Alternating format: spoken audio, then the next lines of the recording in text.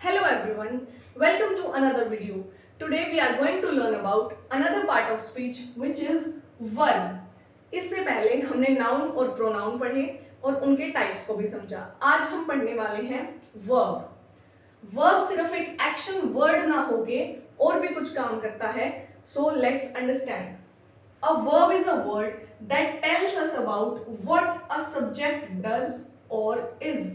Action word यानी कि जो सब्जेक्ट है वो क्या काम कर रहा है। What the subject is doing ये तो बताता ही है, साथ ही साथ हमें ये भी बताएगा कि सब्जेक्ट क्या है। For example, I am a teacher। अब यहाँ पर सब्जेक्ट है I am a teacher। जो am हेल्पिंग वर्ब है वो एज अ मेन वर्ब आके हमें ये बता रहा है कि सब्जेक्ट है क्या। यहाँ पर वैसे देखा जाए तो कोई काम हो नहीं रहा, बट स्टिल यहाँ पर हेल्पिंग वर्ब जो है वो एज अ मेन वर्ब आके हमें सब्जेक्ट की आइडेंटिटी बता रहा है। Then second is it is telling us about कि what the subject is doing. She is playing, so this playing is verb. Next, a verb is a word that shows an action or state। Action के बारे में हमने देखा कि verb क्या होते हैं, एक्शन वर्ड्स, जिससे हमें ये पता चले कि सेंटेंस में क्या एक्शन हो रहा है। और अबाउट द स्टेट, बहुत सारे सेंटेंसेस ऐसे होते हैं जिनमें कोई भी काम नहीं हो रहा होता, बट स्टिल उनको हम किस में कैटेगराइज करते हैं, स्टेट वाले में। स्टेट मतलब हमें एक्शन नहीं होगा, कोई भी सिचुएशन दे दी जाएगी। For example, I have 3 pens. अब यहाँ पर डायरेक्ट कोई हमें मेन वर्ब तो दिख नहीं रहा, बट यहाँ पर जो हैव है वो हमें ये बता रहा है कि मेरे पास 3 पेन हैं। डायरेक्ट कोई एक्शन नहीं हो रहा, but it is telling us about the state. They had a ball. अब चिल्ड्रन आर स्टडिंग। अब यहाँ स्टडिंग हो जाएगा हमारा मेन वर्ब जो कि हमें एक्शन के बारे में बताता है। सो फ्रेंड्स, आगे देखते हैं types of verbs.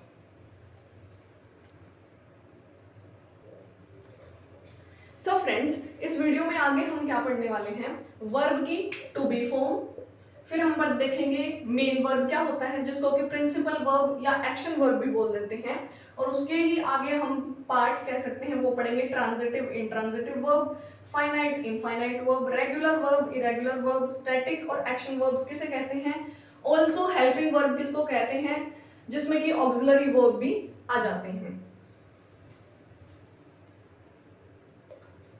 So friends, सबसे पहले हम देखते हैं to be form. To be form में कोई भी एक्शन नहीं होगा, यहाँ पर बस कोई चीज एग्जिस्ट कर रही है उसके बारे में बताया जाएगा। टू एग्जिस्ट और to remain, no work is done here. ये सिर्फ 8 होती हैं, is, am, are, was, were, be, being, being. Example से समझते हैं। This is a car. अब यहाँ पर कोई एक्शन तो हो नहीं रहा, कोई चीज बस एग्जिस्ट कर रही है, उसके बारे में हमें बताया जा रहा है। इज हमें इस चीज के बारे में बता रहा है। जब सेंटेंस में कोई मेन वर्ब नहीं होता तो कुछ वर्ब्स ऐसी होती हैं जैसे इज, एम, आर, वॉज, वर, ये एज अ मेन वर्ब काम करती हैं और उसी को हम कहते हैं linking verb. Then I am a teacher. अब यहाँ पर एम भी यही काम कर रहा है, ये हमें सब्जेक्ट के बारे में बता रहा है कि वो क्या है, कोई एक्शन नहीं हो रहा, ये एम भी क्या होगा, एक linking verb. It was hot yesterday, यहाँ पर भी कोई काम नहीं हो रहा, जस्ट एक चीज एग्जिस्ट कर रही थी कि हाँ भाई कल गर्मी थी, उस चीज के बारे में हमें बताया जा रहा है, तो ये भी क्या होगा, टू बी फॉर्म होती है ये सारी वर्ब की।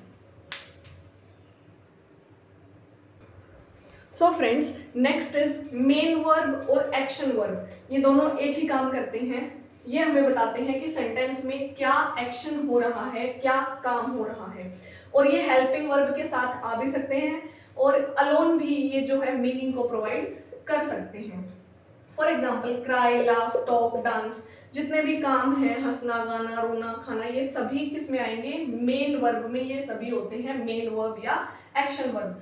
फॉर एग्जाम्पल, इस सेंटेंस में शी इज डांसिंग, इसमें अगर हमें वर्ब ढूंढनी है तो वर्ब है डांसिंग, शी इज डांसिंग। और यहाँ पर अगर हमें वर्ब ढूंढनी है तो वो है टॉक, बात करना, ही टॉक्स स्लोली। अब अगर इस सेंटेंस में देखें तो हमें कोई भी हेल्पिंग वर्ब जो है वो प्रोवाइडेड नहीं है, विच टेल्स कि हमें हमेशा हेल्पिंग वर्ब की जरूरत नहीं होती।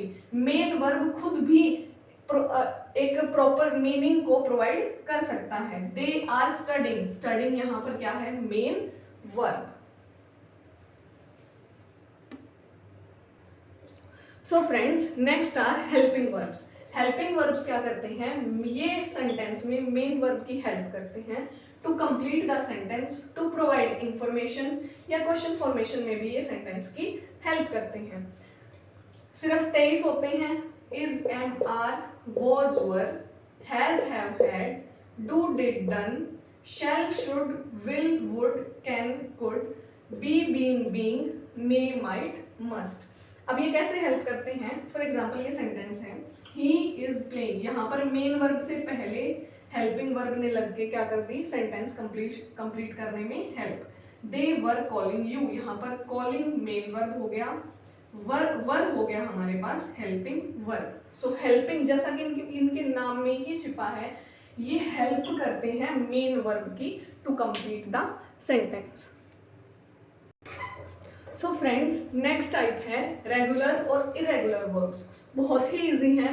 रेगुलर वर्ब्स, जिन वर्ब्स की फॉर्म में सिर्फ ईडी लगा के उनकी सेकंड और थर्ड फॉर्म बन जाए वर्ब की, वो होंगे हमारे पास रेगुलर वर्ब।